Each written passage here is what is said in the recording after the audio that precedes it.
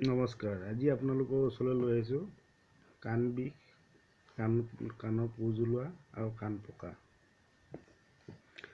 এই ৰোগৰ লক্ষণসমূহ হ'ল কাণত পানী সোমালেও এই ৰোগ হয়, আৰু ঠাণ্ডা লাগিলেও এই ৰোগ হয়, আৰু সৰু অৱস্থাত কেঁচুৱাই গাখীৰ খাওঁতে গাখীৰ সোমালেও কাণত এই ৰোগ হয়।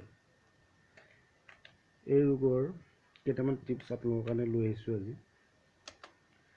কপৌ ফুলৰ পাত এখিলা আনি ভালকৈ ধুই পটাত পিচি আপোনাৰ ৩-৪ টোপাল কাণত দিলে, প্ৰত্যেক দিনে দিলে আপোনাৰ এই বেমাৰৰ পৰা উপশম পোৱা হয়।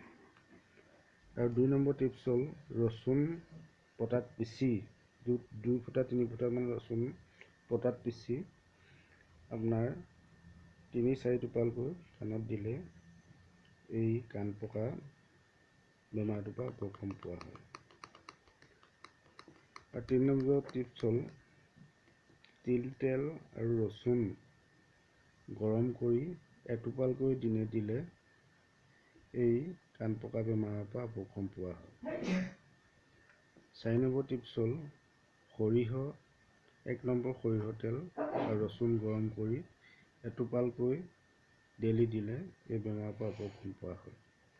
৫ নম্বৰ টিপছ হ'ল এল'ভেৰা ৰস ১ টোপালকৈ দিলে এই বেমাৰৰ পৰা উপশম পোৱা হয়। এইকেইটাই টিপছ আপোনালোকৰ কাৰণে আজি আগবঢ়ালোঁ। শেষত মোৰ চেনেলটো ছাবস্ক্ৰাইব কৰিব আৰু লাইক কৰিব।